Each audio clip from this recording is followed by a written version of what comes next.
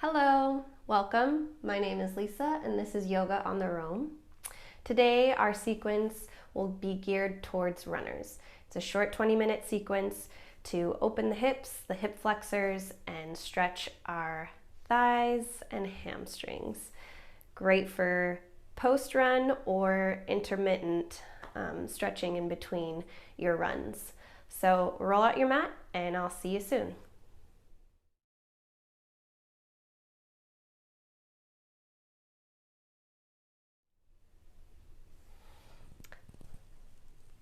So let's start in toe stand, or with the toes tucked under, hips moving towards the heels. Make sure all 5 toes on each foot are grounding down through the mat. The heels are not splaying out, they're right under the sits bones.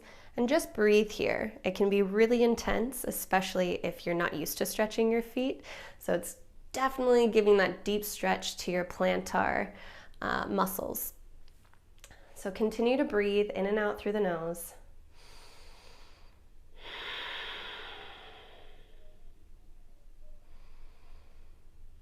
So strong. This is very tough. So the more you breathe in and out into this space, you're relaxing the muscles. And you'll find that maybe you actually get deeper into the pose, or maybe just sitting here forever feels like you're going deeper. True, all true. So continue to breathe.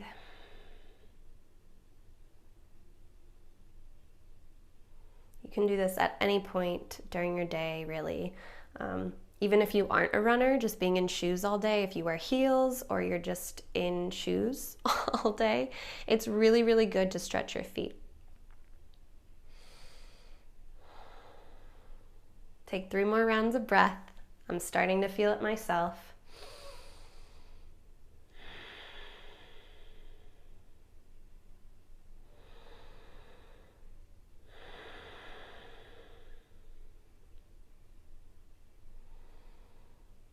And to come out, walk your hands forward, come into tabletop, and pitter-patter the tops of your feet onto the mat.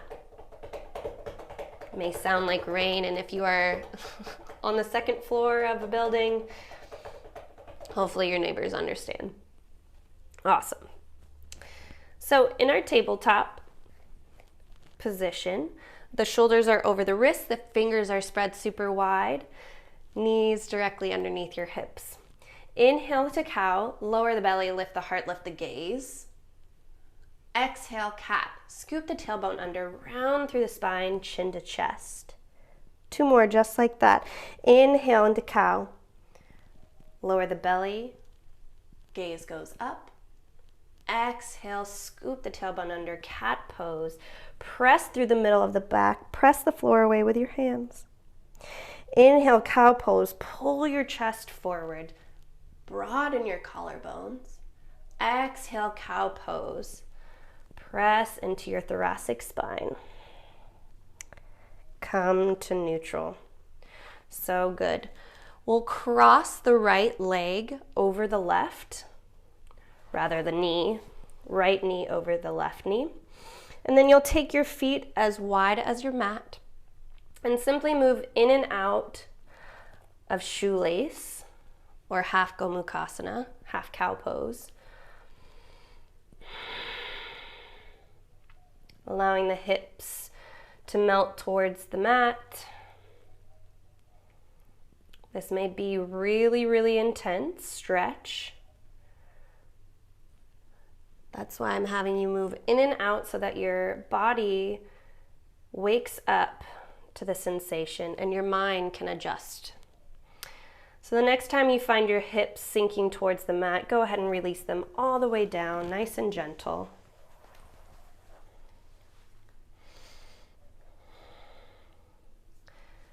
And you'll sit tall here. If you want to stay here, totally welcome. Otherwise, begin to walk your hands forward. Fold over your legs as far as you can. And once you've met your edge, take 5 rounds of breath.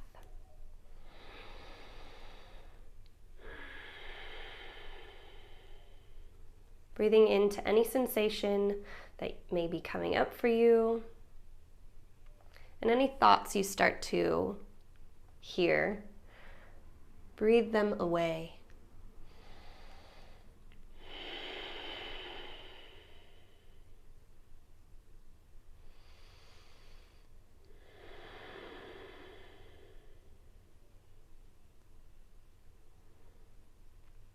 So nice. Now, to come out of this pose, we're going to walk our hands back towards our hips. Take the hands over to the left, then ground down through your right foot. Press your hips up and rotate. So you're coming into a forward fold with your legs, your feet as wide as your mat. Release the crown of the head towards the mat. Grab opposite elbows. Take a slight bend in the knees to find more length in your spine, or if you have really tight hamstrings, that will also help stretch the back body. You have the option to stay still or find some movement, swaying side to side. Maybe you even want to bob back and forth. Whatever feels good for you.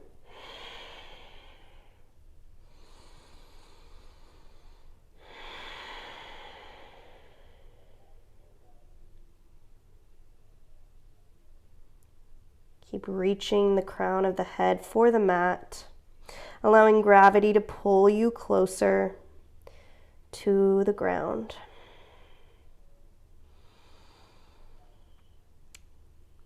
Release your hands to the mat. Come up halfway. Inhale. Exhale, plant the hands and simply step the feet back and lower the knees down. Once again to tabletop. We get to switch sides. So you'll cross your left knee over your right. Take your feet as wide as your mat and move in and out of shoelace. So releasing the hips back towards the mat and then shifting forward.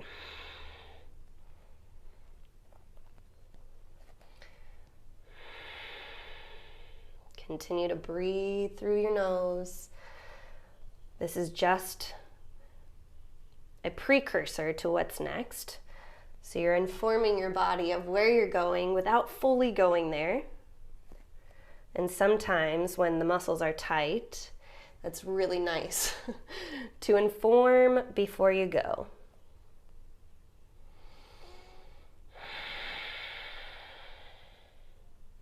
You're giving your body a plan of action. Rather your mind, not your body. All right, the next time you find your hips melting towards the mat, go ahead and sink them all the way down to come to a seat. One side is always different than the other, so just take in that information as a clue to what you get to work on. And once again, you can stay seated, nice and tall, reaching through the crown of the head. Or if you want, you can walk the hands forward, beginning to relax over your legs.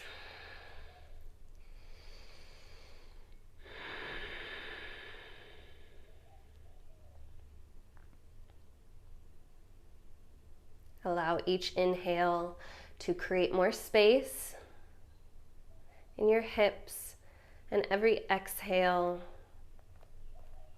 go a little deeper.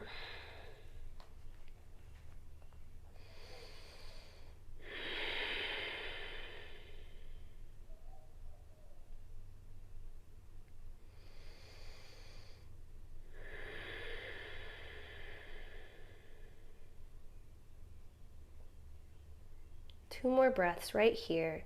Nice full breaths in and complete breaths out.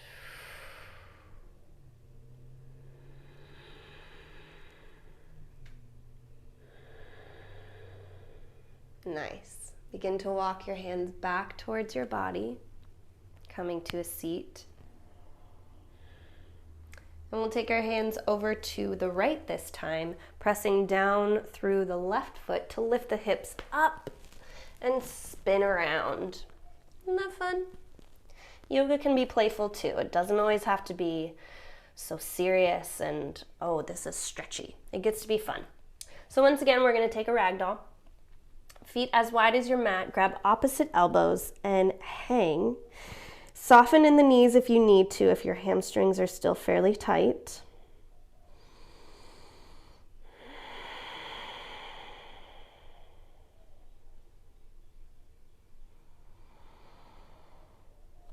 If you're interested in taking a different bind here, I would encourage you to interlace your fingers behind your low back and then reach your hands away from the body. Getting a shoulder stretch here as well.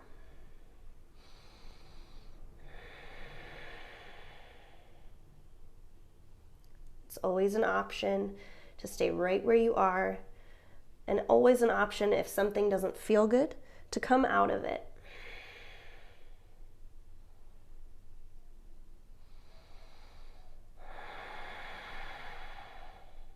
Last big breath in. Whatever bind you took, go ahead and gently release your hands all the way down to the mat. Inhale, halfway lift. Heel toe your feet underneath your hips. Bend in your knees, plant your hands, and step back to a downward facing dog. You can take a generous bend in the knees, but notice how the backs of your legs feel after that forward fold and coming into your down dog. Inhale, look forward. Exhale, step your right hip forward. Your right foot forward. Lower your left knee down.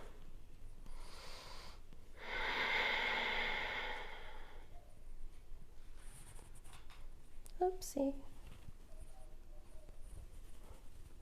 So with your right knee down, untuck your back toes. Left knee down, untuck your back toes. Excuse me.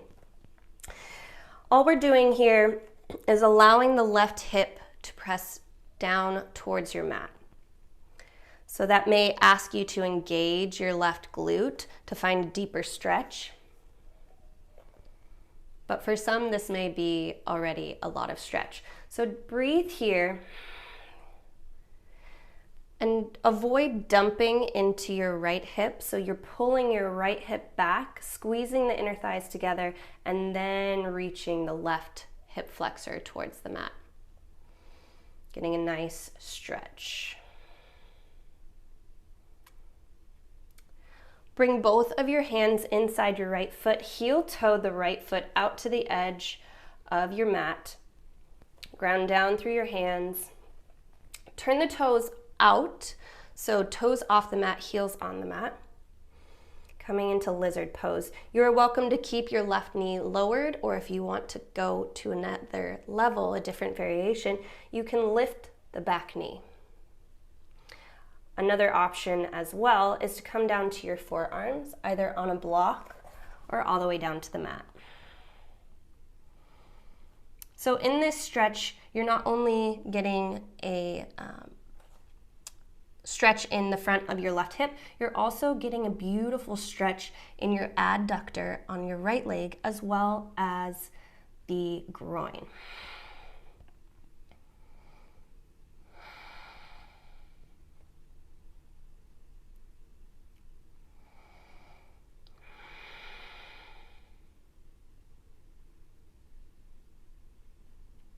Whatever variation you took, bring your hands to the mat, heel toe your right foot in between your hands, and move to your half splits. Simply begin to straighten through the front leg. My knee is significantly bent. And what I want you to do here is, as you sit into your half splits, focus on your left hip being over your knee, as well as the right hip pulling up and back, so the sits bones are reaching up and back like we do in downward facing dog. That will deepen the stretch behind the belly of the hamstring, behind the thigh, in the belly of the hamstring.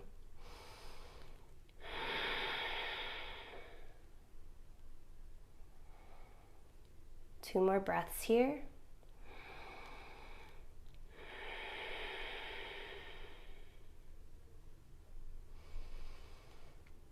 On your exhale, plant your right foot down.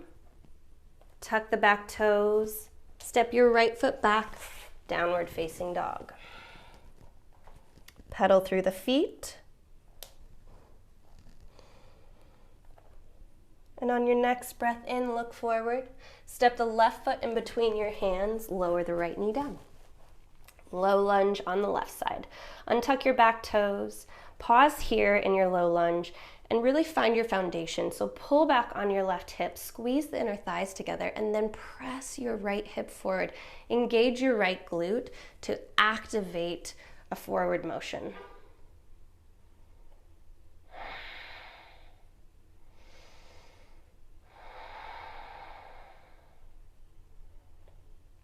So good.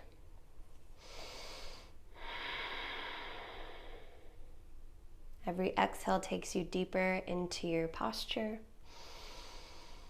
Every inhale creates more space.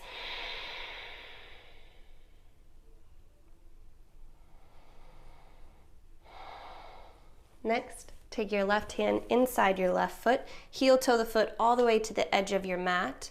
Turn your toes out and ground down through your hands. Once again, take whatever variation you had on the other side, either your knee lifted, keeping the hands grounded, or even coming down to the forearms. Either way, stay there and breathe.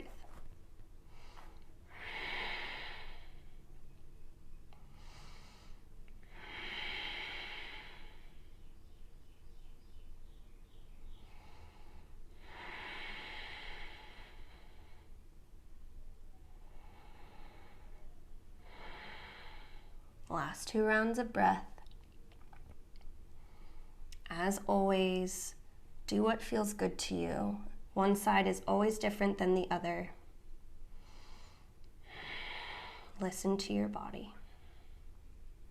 Wherever you are, come back up onto your hands, heel toe, the left foot in between, and make your way to your half splits.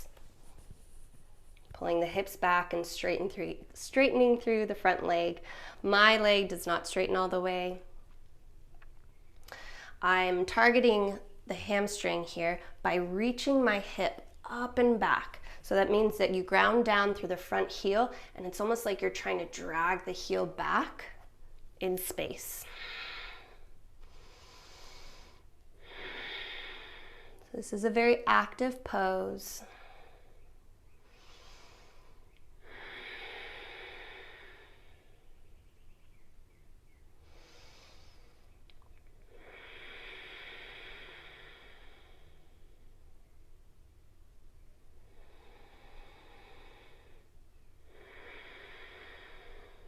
On your next breath out, plant the left foot down, ground down through your hands, tuck your right toes under, lift the knee, step back, downward facing dog. Snap, crackle, pop, that's totally fine. Walk your dog, bending into one knee and then the other. Coming down to your knees, swivel your feet to the right or the left, and come to a seat.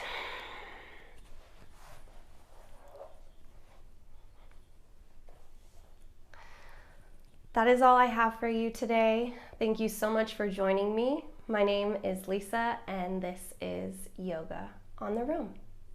Until next time.